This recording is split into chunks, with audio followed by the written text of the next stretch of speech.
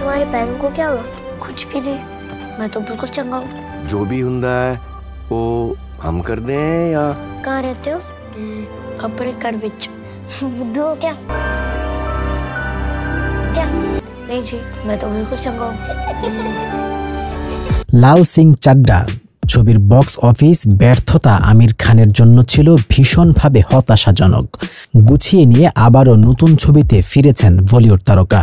তার প্রযোজিত ও অভিনীত ছবি সিতারে জামিন মুক্তি পাবে আগামী ২০ জুন। ছবিটির ট্রেলার প্রকাশিত হয়েছে, আর সেটি ঘিরে শুরু হয়েছে বিতর্ক ও সমালোচনার ঝড়। সোশ্যাল মিডিয়ায় উঠেছে ছবিটি বর্জনের আহ্বান।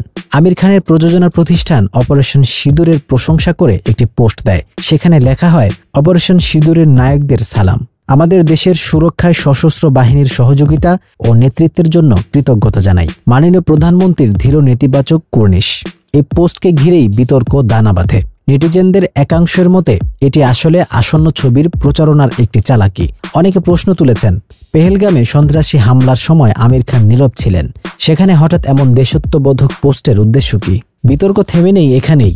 নতুন করে ভাইরাল হয়েছে তুরস্কে ফার্স্ট লেডি এমিনে এরদোয়ানের সঙ্গে আমির খানের সাক্ষাতের একটি ভিডিও ক্লিপ।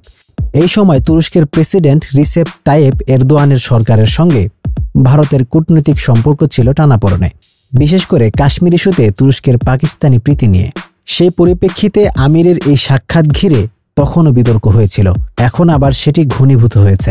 একজন এক্স ব্যবহারকারী লিখেছেন, তুরস্কে গিয়ে প্রেসিডেন্টের স্ত্রীর সঙ্গে সাক্ষাৎ করেন, আর নিজের দেশ যখন রক্তাক্ত তখন কোনো পোস্টই দেন নাই। আমির খানকে বর্জন করা উচিত। আমির খান সবসময় সিনেমাকে অত্যন্ত আবেগ ও নিষ্ঠার সঙ্গে দেখেন। আগে একাধিকবার জানিয়েছেন, কোনো সিনেমা প্রত্যাশা পূরণ না করলে তিনি মানসিকভাবে ভেঙে পড়েন।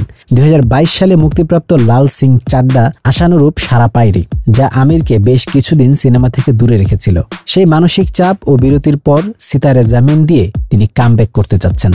কিন্তু মুক্তির আগেই এই বিতর্ক ও নেতিবাচক প্রচারণা ছবির ভবিষ্যৎ নিয়ে প্রশ্ন তুলে দিয়েছে।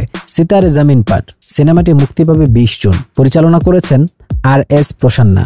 ছবিটিতে আমির খানের পাশাপাশি গুরুত্বপূর্ণ চরিত্রে অভিনয় করেছেন জেনেলিয়া দেশমুখ। ছবিটি মূলত বিশেষ চাহিদা সম্পন্ন শিশুদেরকে ঘিরে এক মানবিক গল্প বলবে, যার একটি সামাজিক বার্তাও রয়েছে। এখন দেখার বিষয়, বিতর্ক পেরিয়ে দর্শক ছবিটির কন্টেন্ট ও বার্তা গ্রহণ করেন কিনা। আমিরের প্রতি দর্শকদের আবেগ ও বিদ্যমান রাজনৈতিক আবহ, এই দুইটার টানাপোড়েনে সিতারে জামিন পার এর যাত্রা কতটা সম্পূর্ণ হয়।